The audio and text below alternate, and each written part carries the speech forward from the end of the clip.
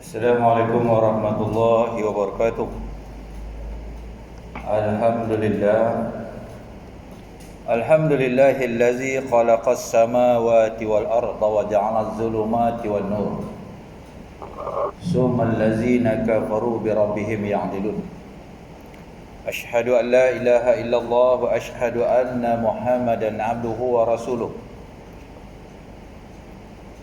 والذي أرسل رسوله بالهدى والدين الحق ليظهره على الدين كله ولو كره المشركون أشهد أن لا إله إلا الله وأشهد أن محمدا عبده ورسوله اللهم صل على سيدنا محمد وعلى آله وصحبه ومن تبعهم بإحسان إلى يوم الدين أما بعد Rabbi syrah li sadri wa yassir li amri wahlul 'uqdatam min lisani yafqahu qawli. Qala subhanaka la 'ilma lana illa ma 'allamtana innaka antal alimul hakim. Wa la haula wa la quwwata illa billahil 'aliyyil 'azim. Rabbi yassir wa la tu'assir, Rabbi tamim ila biqair. Allahumma faqqihna fid din wa 'allimna ta'wil ya rabbal alamin. Yang dihormati lagi dimuliakan Al-Fadhil Tuan Nazir, Tuan-tuan Imam, Tuan-tuan ahli jawatan kuasa pegawai masjid, muslimin yang dirahmati Allah sekalian. Alhamdulillah, summa alhamdulillah, ditakdirkan Allah bertemu sekali lagi kita di rumah Allah ini setelah sekian lama kita dikonfinkan ataupun perintah kawalan. Kita telah dilanda bukan kata di Malaysia ni saja, di seluruh dunia amnya dengan satu fenomena, satu wabak pandemik yang namanya COVID-19 ataupun COVID-19. Siapa pun di antara kita ni, manusia ni yang hidup di zaman 2020 ni, pernah menjangka bahasanya situasi ini akan berlaku. Inilah kerja Allah Ta'ala. Wa ma tasya'u illa ayyasha Allah innallaha alimun hakimah, kata Allah. Akulah yang mengatur. Alam ni Allah kata apa? Aku yang mengatur, dia yang mengatur. Jadi kita sebenarnya tidak patutlah membuat telahan-telahan yang di luar daripada jangkaan kita sebagai orang-orang Islam. Sebab Allah berfirman dalam surah Al-Kahfi, Allah kata Al-Kahfi, Al-Baqarah, Allah kata apa? Kutiba alaikumul qitalu wa huwa kurhul lakum wa asa an takrahu syai'a wa huwa khairul lakum. Allah kata apa? Boleh jadi kamu benci kepada sesuatu padahal ia baik bagi kamu. Kan? Semua orang tak suka sakit ni, semua orang tak suka wabak ni. Sebab apa? Mengganggu kehidupan kita sehari-hari. Kan, tuan-tuan, sebenarnya inilah ujian Allah.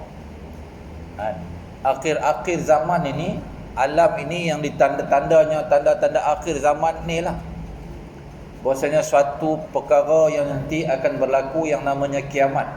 Yang kita orang-orang Islam yang beriman ini wajib percaya, dan memang percaya pun bahwasanya akan berlakunya hari kiamat ni.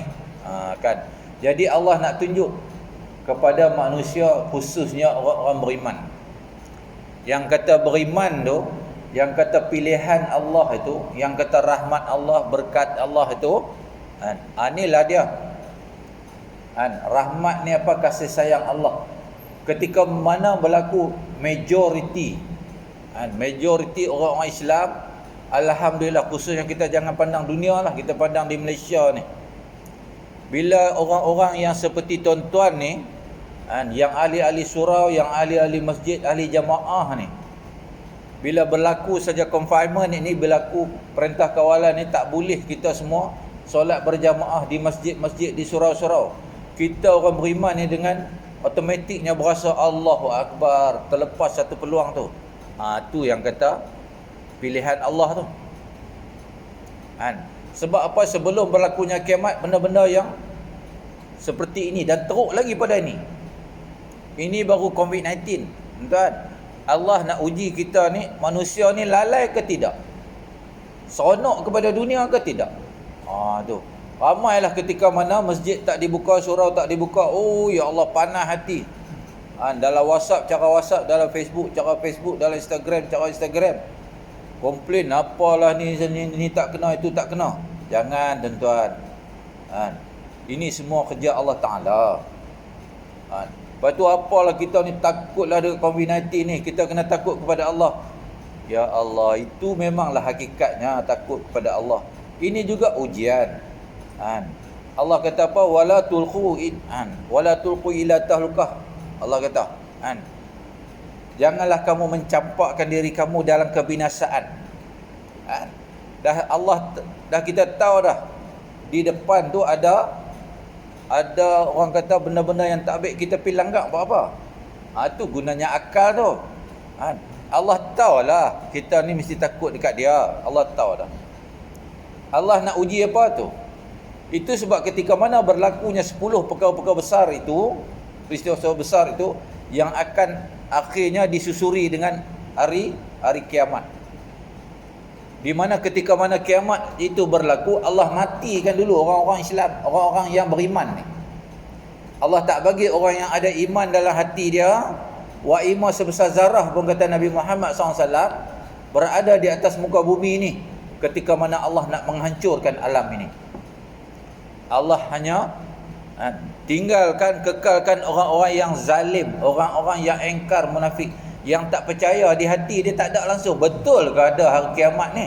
Betul ke ada hari kemusnahan ni? Tu. Hanya orang-orang yang macam tu je. Itu sebabnya kita ni sentiasa, itu yang dikatakan kehidupan ini adalah satu kesempatan. Life is all about opportunity. Tu. Dia mari sikitlah orang putih ni kan. Lama dah tak cakap orang putih. Semalam saya pun alhamdulillah lah, ada surau-surau Kuala Lumpur semua boleh dah. Ni masjid Padang Jawa ni As-Solihin ni memang kuat lah. Saya dengar cerita hari-hari dia ada kuliah lah. Alhamdulillah. Setengah tu tak berani lagi. Bukan tak berani apa, takutlah kot, tak apalah. Alhamdulillah. Jadi ketika mana berlaku nanti peristiwa-peristiwa yang cukup kita takut, kalau boleh-boleh kita tak ada. Kita tengok, kita bandingkan COVID-19 dengan peristiwa apa? Terbitnya matahari daripada barat. Kan? Kita ketika itu kata Nabi Muhammad sallallahu alaihi wasallam, ketika mana nak terbit matahari daripada barat tu, sebelum tu Allah bagi dah dulu. Allah bagi dia punya bunga-bunga dulu. Dengan berlakunya gerhana bulan, gerhana matahari, kita semua tengok tentang bila berlakunya fenomena gerhana matahari, eclipse of the sun or eclipse of the moon itu, berapa ramai yang orang-orang yang mengaku diri dia beriman tu mendirikan solat gerhana. Kan? Walahan Nabi kata gerhana ni tentang bukan hari-hari berlaku. Once upon a time saja. Sekali-sekali saja.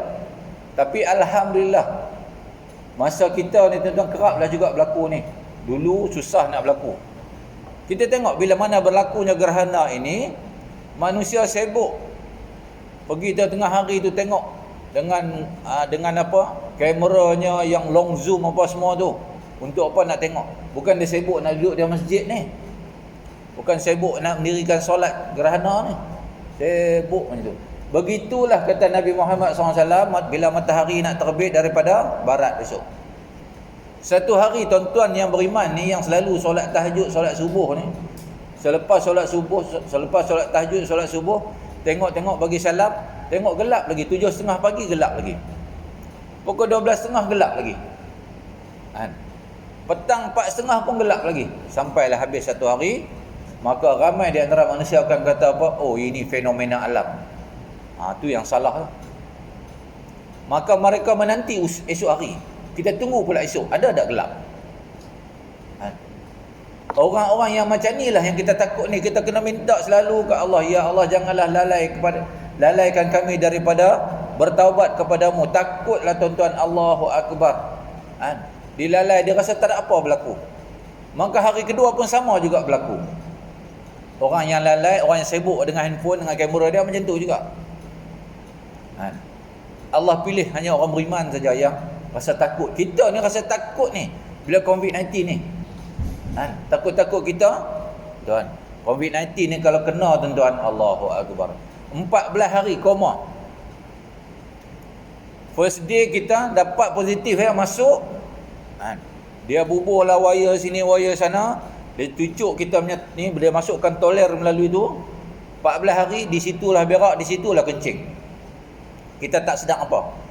Kalau sedar-sedar pun celak-celak mata, kalau dah mati tengok-tengok dalam kubur dah. Allahu Akbar. Ha. Jadi alhamdulillah kita terlepas tu. Insya-Allah terlepas. Ha. Minta-minta mohon ke hadirat Allah Subhanahu taala kita dihindar, dijauhkan daripada wabak itu. Ha. Jadi di hari keduanya gelap juga. Matahari tak timbul-timbul juga. Only the third day itu barulah matahari ni terbit daripada barat, yang duk dengan kamera, dengan zoom apa semua ni sibuk pupak. Rupa-rupanya di ketika itu terbit saja daripada barat, Allah akan triggerkan hati dia, baru teringat, ini matahari terbit daripada barat ni, kita kena bertaubat dah ni. Sorry to say lah my dear brother, pintu taubat dah tutup dah. Allahu Akbar tuan-tuan. Tu yang kita kata di awal tadi, life is all about opportunity. Kehidupan ni adalah kesempatan. Tak ambil kesempatan, habis bungkus kita. Bila kita ni nak tunggu lagi tuan? Daripada hari ke minggu, minggu ke tahun. Minggu ke bulan, bulan ke tahun. Dah juga. Allahu Akbar. Jadi kita jangan buang-buang masa lagi. Jangan kita harap, besok aku ada lagi kot, aku ni pun sehat lagi, tak sakit lagi. Tuan-tuan, nak mati ni Nabi tak pernah kata hang sakit baru mati dah. Hang sehat, tengah-tengah sehat tu mati. Tempat saya tu pukul 11 pagi dia minum tu, duk sembang dengan kami ni. 11.30 balik, dia kata nak pergi jumpa mak dia. Mak dia pun cerita, lepas jumpa, bagi salam kat mak dia, dia pergi masuk tidur. Tidur tu habis terus. 11.45 habis lah. Nak kata sakit lah. Sakit apa pun tak ada pun. Tapi doktor nak clearkan paperwork, dia kata apa? Serangan jantung. Kan? Anak buah saya tu, dan kita ceritalah anak buah saya yang sekarang ni tuan-tuan, Allahu Akbar, kencing manis memang saya, perempuan. Dia tak sedar bahasanya dia pernah diserang serangan jantung. Bukan separuh, setengah ataupun di sebelah kanan portion jantung dia tu mati dah.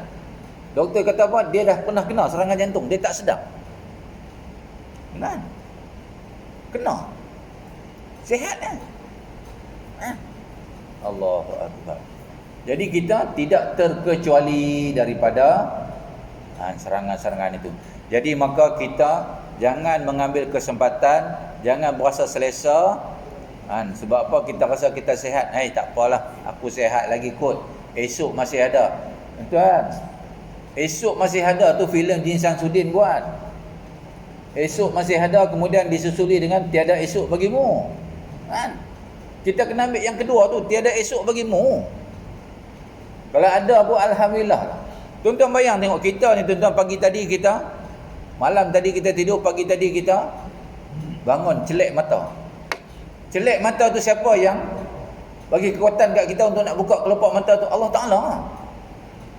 Apa yang kita sebut dulu selepas kita celak-celak mata di saat yang pertama dah bangun tidur? Allah. Ada tak setengah tu manusia dia fikir dah, hari ni aku nak projek kat mana, nak makan apa tu? Alhamdulillah Allah pilih kita. Ya Allah, aku nak bangun ni, solat subuh. Teringat dah kita solat subuh. Alhamdulillah. Bukan semua orang tuan-tuan Allah pilih tu. Hanya orang-orang yang istiqamah. Itu sebabnya ramai orang tanya, anak-anak muda tu kata, ustaz, saya ni macam mana solat ni? Tak khusyuk. Lepas tu lepas solat buat maksiat lagi. Lepas solat buat maksiat lagi. Kan? Macam mana solat kita? Cakap dia solat ni tak boleh berhenti. Inna solata tanha 'anil fahsya'i wal munkar. Allah dah kata dah, solat ini mencegah keji dan munkar. Wa ima apa pun jangan tinggal. Sebab solat ni lah dengan kekuatan solat ni lah Lama kita jadi malu nak buat maksiat dah. Sebab apa? Kita makin hampir dengan Allah Subhanahu Wa Taala, kita rasa malu dah. Macam kita sekarang lah tuan-tuan, kita sekarang. Kita rasa malu dah nak pergi mencuri. Nak pergi masuk rumah orang, malu tak mencuri? Malu. Tu kata iman. Nak sampai tahap tu bila tu? Kita bina daripada lama dah kita ni solat. Allah akan tu. Allah kata dah hang solat ni akan cegah keji dan mungkar. Tu je. Jadi tak khusyuk macam mana ni ustaz? Tak khusyuk ni siapa yang solat khusyuk? Imam Asy-Syafi'i. Dia kata apa? Aku dapat khusyuk solat ni ketika umur aku 40 tahun. Itu Imam Syafi'i, imam mazhab tau. Kita ni baru Muhammad Syafi'i. Tu. Tak apa tuan-tuan, khusyuk ni, solat kita ni dikira di atas khusyuk kita. Tu pahala yang Allah nak bagi. Macam mana? Jangan heran kalau tak khusyuk. Huzaifah Al-Yamani, seorang sahabat Rasulullah sallallahu alaihi wasallam. Huzaifah Al-Yamani. Siapa dia Huzaifah Al-Yamani ni? Sahabat Rasulullah yang special. Dia menjadi juru tulis kepada Rasulullah, wahyu ke apa-apa rahsia yang Rasulullah dapat melalui mimpi ataupun wahyu, Rasulullah akan cerita kat dia. Ada wahyu-wahyu ataupun mimpi yang Allah kurniakan kepada Nabi Muhammad SAW. Allah cerita ni di Madinah ni golongan-golongan Yahudi yang munafik ni macam ni. Nama dia sekian. Nabi akan cerita kepada Huzaifah tulis. Mana Huzaifah ni dalam buku dia ada siapa yang munafik tu. Termasuklah dengan Abdullah bin Ubay apa semua tu. Masuk. Itu sebab ketika mana wafatnya Rasulullah SAW, Sayyidina Umar menjadi khalifah. Sayyidina Umar ambil Huzaifah bin Al-Yamani ni. Huzaifah Al-Yamani ni jadi orang kanan dia. Kalau ada di dalam Madinah itu, ketika mana pemerintahan Sayyidina Umar, ada orang meninggal, Sayyidina Umar akan rujuk kepada Huzaifah. Wahai Huzaifah, apa kamu kata tentang mayat ini? Kalau Huzaifah tak ingat, dia akan tengok balik. Dia kata munafik. Sayyidina Umar tak pergi solat. Tu. Satu hari Huzaifah ni ketika mana Rasulullah SAW, Huzaifah ni cerita, ya Rasulullah, aku ni risaulah ya Rasulullah. Adakah aku ni munafik? Katanya Huzaifah kepada Rasulullah SAW. Nabi kata, kenapa pula? Dia kata, ya Rasulullah, saya ni kalau depan tuan ni, saya duduk dengar tuan berkhutbah, dengar tazkirah, dengar kuliah apa semua tu, Allah rasa insaf lah, tak mau dah dunia ni habis, buang habis. Kalau solat dengan belakang Rasulullah, belakang tuan ni pun, khusyuknya Masya Allah. Tapi kalau kami balik rumah, tengok muka anak, tengok muka isteri, habis lupa langsung, habis dah. Munafikkah kami ya Rasulullah? Tu. Macam kita. Rasulullah kata, apa ni kita kan? Tak, Rasulullah kata tak. Itulah manusia. Rasulullah kata, itulah manusia. Manusia memang macam tu. Kalau kita depan aku pun Rasulullah kata hampa insaf bagi nak rak, balik rumah pun lupa habis dunia dah, tinggal habis semua. Itu malaikat namanya, itu baik. Allah akan matikan kita ni lama dah. Kan? Jadi Rasulullah kata itu tidak ada istilah munafik. Itu memang manusia. Kelemahan manusia memang macam tu. Kan? Tidak ada satu manusia pun yang sempurna, yang baik kecuali Rasulullah sallallahu alaihi wasallam tu ya. Kita pegang tu je. Kan?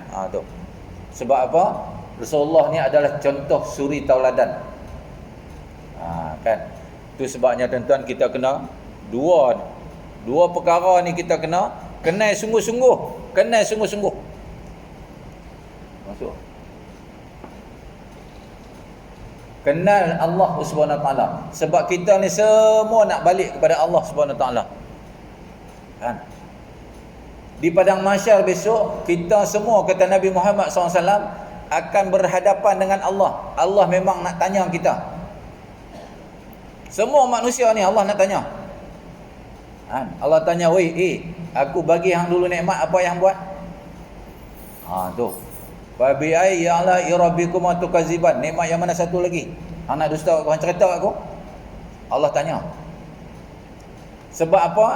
Dia yang cipta kita semua. Allah nak tanya kita. Ada yang Allah tanya just a formality. Saja Allah nak tanya. Sebab Allah tahu dah. Allah nak masukkan dia dalam syurga. Apa yang kita nak persembah kepada Allah kalau Allah nak tanya kita? Apa yang bagus hang buat kat dunia tu? Kita nak kata amalan solat. Ya Allah, aku dulu buat amalan banyaklah, aku baca, aku solat dulu tiap-tiap hari. Khusyuk ke solat hang? Allah tanya. Allahu akbar. Kita nak kata apa tu? Saya ada baca Quran banyak, setiap hari saya baca Quran. Hang baca Quran tu sebab apa? Anak khatam setiap bulan, anak khatam seminggu sekali. Bagi orang kata hang, oi hang bagus hang. Tu. Saya setiap Isnin puasa hari Yaumul Bid pun saya puasa. Hang puasa sebab apa? Nak bagi badan hang kurus kan? Allahu akbar. Habislah. Yang pentingnya tuan-tuan, sedekah tu. Tu pahala sedekah. Tuan, pahala kita ni besok tu sebabnya kita umat Nabi Muhammad SAW ni beruntung sungguh. Kita hidup sebagai umat Islam ni, umat Nabi Muhammad SAW dekat dunia ni, kita dapat dua ganjaran. Satu, kita buat apa juga kerja di dunia ini, kita dianugerahkan oleh Allah rezeki yang berbentuk material. Kita kerja, kita dapat gaji, dengan gaji duit itu kita beli ni nampak material. Kita pun rasa puas hati, oh rumah aku besar. Di samping itu tuan-tuan dapat juga pahala yang berbentuk gaib. Sebab apa? Kita kerja pun ikhlas. Kita berehat sat. Ni tak masuk tajuk ni. Saya berhenti sebentar dengan suara azan.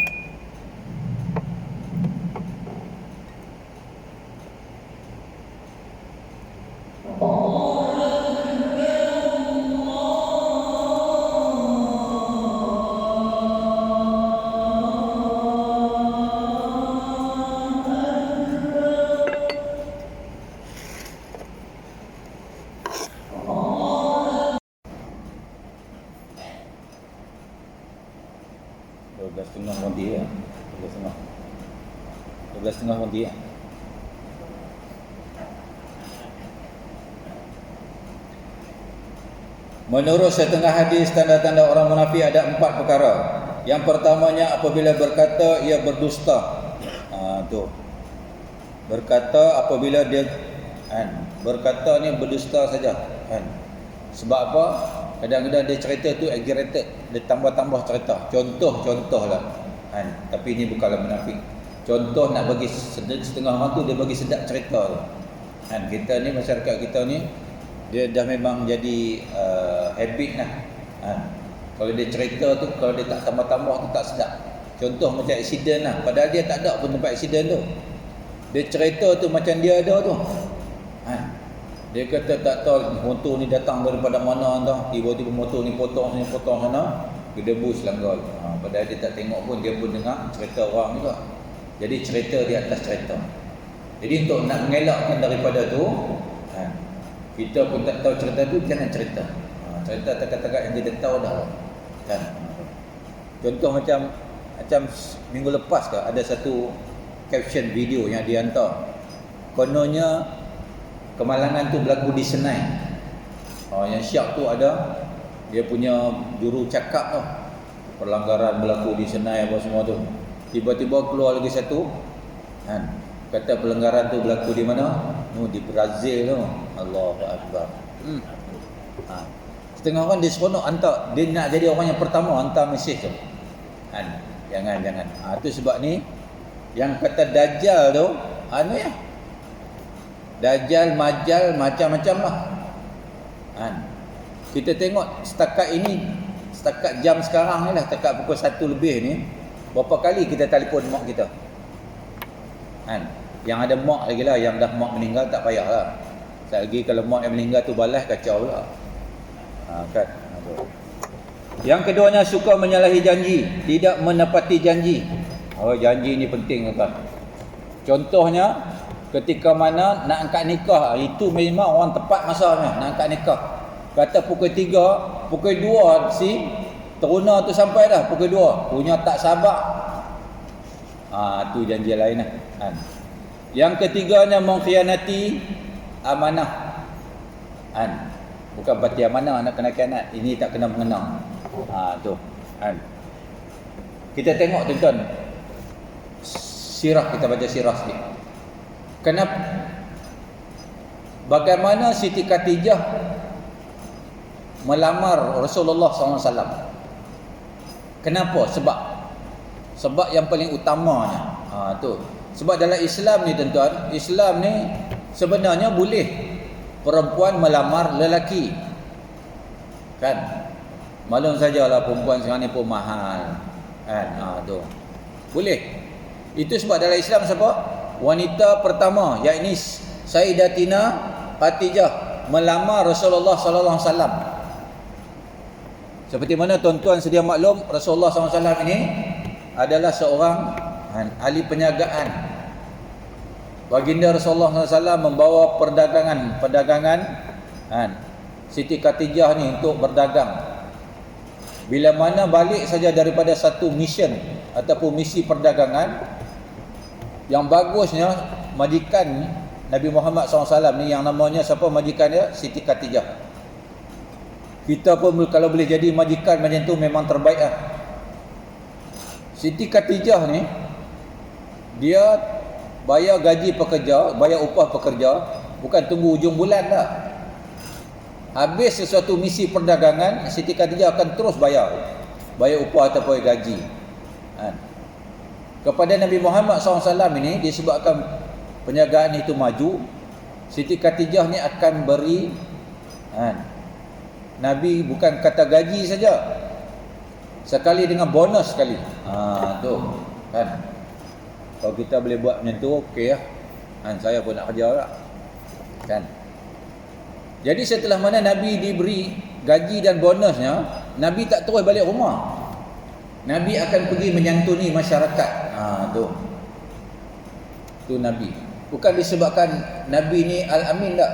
Sebab di masa itu ramai juga remaja-remaja Arab ni yang Al-Amin lah, yang bersifat amanah. Kemudian Sayyidatina Khadijah ni melihat akan keistimewaan Nabi Muhammad SAW. Nabi bila dapat gaji dan bonus ni, Nabi tak terus balik rumah. Nabi akan pergi menyantuni masyarakat. Nabi make sure that Nabi tentukan anak-anak yatim ni ada pakaian, ada makanan. Dan Nabi juga akan menyantuni janda-janda ni. Sama lah tuan-tuan pun kena buat macam tu lah. Kalau berani lah. Memang tak ada lama. Tu kan, menyantuni janda-janda. Kan. Jadi Nabi akan, jadi pada pemikiran Siti Khadijah, kalau masyarakat ni pun dia begitu ambil berat, apatah lagi kalau dia berkeluarga, maka Siti Khadijah ni pun melamarlah akan Nabi Muhammad sallallahu alaihi wasallam melalui pakcik dia Abu Talib. Jadi itu sebabnya Abu Lahab dengan Abu Jahal ni, dia berangin satu badan dekat Nabi Muhammad ni. Dia anti sungguh Nabi Muhammad ni. Salah satu daripada sebab dia tu lah. Siti Khadijah ni, dia mula-mula kahwin pertama dia, suami dia meninggal, tinggal nak harta banyak. Kahwin lagi kali kedua, sebab dia seorang wanita yang cantik. Kahwin kali kedua, mati juga, tinggal lagi harta banyak harta. Maka ketika itu 2/3 harta Mekah itu adalah milik Siti Khadijah. Siti Khadijah ni seorang wanita yang cantik.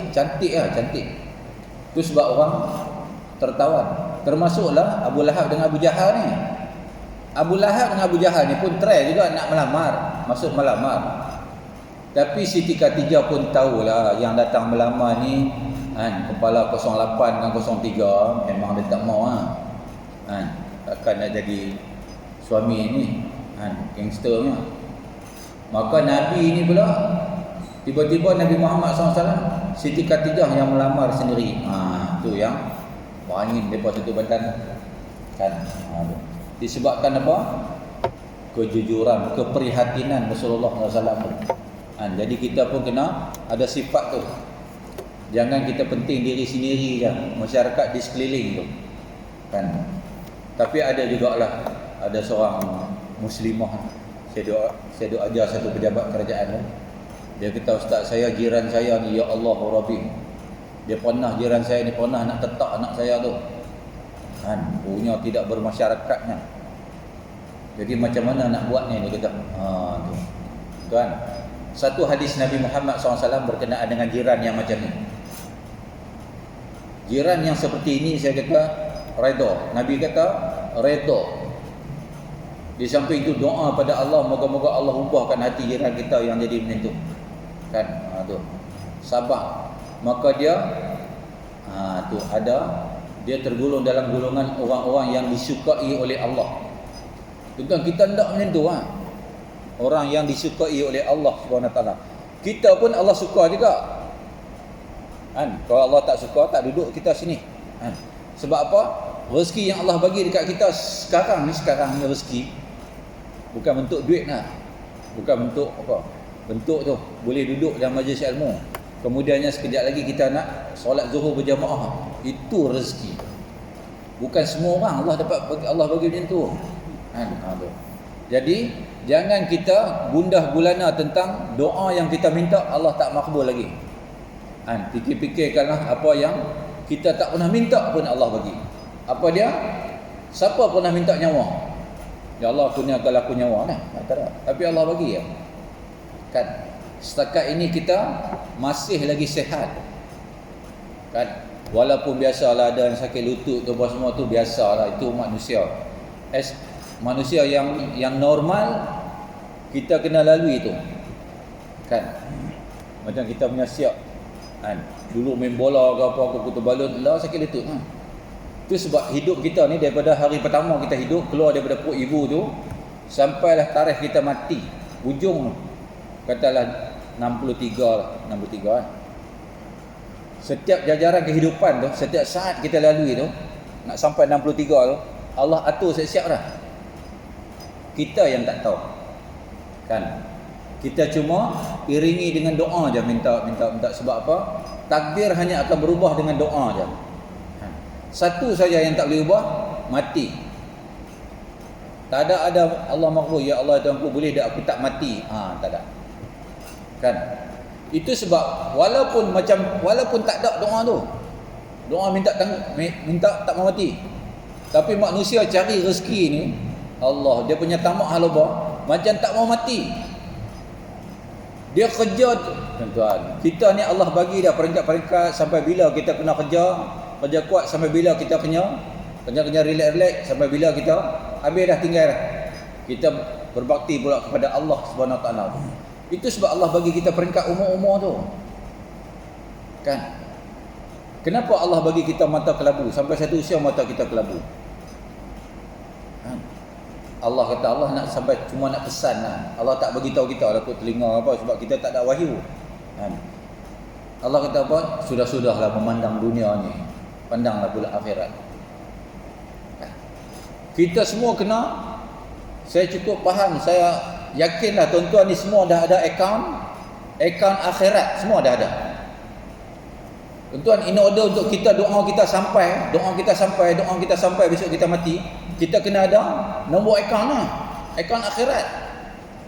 Macam tuan-tuan nak infak kan, nak sedekah duit 3-4 ribu kat masjid ni, pergi bank, tuan jumpa pegawai bank, tuan saya nak derma lah 3 juta pada masjid As-Solihin Padang Jawa. Pegawai bank pun tak boleh nak buat apa. Dia kata tuan ada akaun bank. Saya tak tahu tak boleh buat apa. Sama lah kita besok. Amalan-amalan kita tu besok akan masuk akaun tu Apa nombor akaun tu semua dah ada dah. Kan? Semua ada. Pendek je akaun nombor dia. Tuan-tuan boleh buat password 2443 4. Tu password ni kan.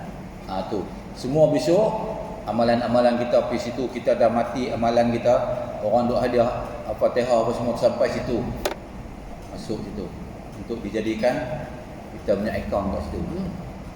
Bayang kalau tak ada akaun. Itu sebabnya solat itu satu kefarduan. Kalau tak solat, Nabi kata meruntuh tiang agama kan. Very simple. Allah suruh kita sehari semalam 5 waktu je, 5 waktu saja. Bukan setiap waktu, 5 waktu je. Alhamdulillah Allah telah memilih tuan-tuan kita semua dapat comply, dapat mengikut arahan dan perintah Allah Subhanahu Wa Taala 5 waktu. Cuma sekarang ni kita dalam proses memperbaiki amalan yang namanya solat. Sebab apa? Orang yang solat ni orang yang selalu ingat Allah. Sebab dia duk sebut Allahu Akbar lillahi ta'ala. Yang dia sebut tu, ala bi zikrillah tatma'innal qulub. Tuan-tuan, saya yakinlah tuan-tuan yang solat ni mesti tenang. Kan? Dua belakang relax tenang. Nak tenang, solat. Kan? Tuan-tuan ada masalah apa? Solat. Tu. Habis. Yang keempatnya, menginayah jika bermusuhan. Itu dah sifat-sifat munafik. Itu sebab Nabi Muhammad SAW buruk dibalas dengan baik, baik dibalas dengan baik. Nabi tak pernah buruk dibalas buruk Nabi. Itu akhlak. Perkara ini sebagaimana hadis Rasulullah SAW bermaksud, terdapat 4 hal yang apabila kamu berada di dalamnya maka kamu dianggap sebagai seorang munafik yang murni. Ni 4 perkara tadi ya. Dan siapa yang punya salah satu sifat tersebut, maka dia dianggap sebagai orang munafik hingga dia meninggalkan sifat tersebut. Iaitu apabila dia dipercayai, dia berkhianat. Apabila berbicara, dia berdusta. Dan apabila berbuat janji, dia khianat. Dan apabila dia bertengkar, dia melakukan kecurangan. Tu muttafaqun alaih. Tanda-tanda orang munafik itu terdapat 3. Apabila dia berbicara, dia berbohong. Apabila berjanji, dia mengingkari. Apabila dia dipercayai, dia khianat. Dalam riwayat Muslim menyebut, walaupun dia berpuasa, solat dan mengaku bahawa dia Muslim. Kesimpulannya, jauhilah sifat nifak ini kerana ia merupakan sifat yang sangat dibenci dalam agama kita. Bahkan hanya mendatangkan kemurkaan Allah Subhanahu Wa Taala serta akan diazab di akhirat kelak. Azabnya tuan-tuan ada, azab Allah ni ada yang Allah turunkan, timpakan ketika mana kita kat dunia ni lagi. Tak tunggu di akhirat. Salah satu dia apa? Siapa menjalimi kedua orang tua dia, ibu bapa, Allah bagi kita masa hidup. Masa nak hidup, masa nak mati. Sudah dah mati, bangkit menuju padang mahsyar. Tu sebab apa? Itu sebab Allah Subhanahu Taala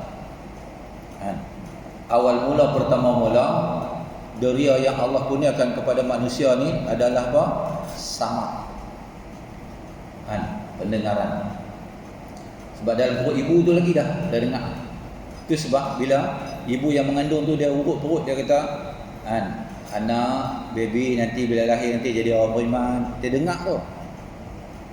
Setengah ibu-ibu pasang tu kaset tu, pasang lagu dangdut pun dia pasang. Punya tak sekolah pasanglah lagu-lagu nasyid kan. Jadi tuan-tuan muslimat, lepas itu baru tu basah dah dapat. Itu sebab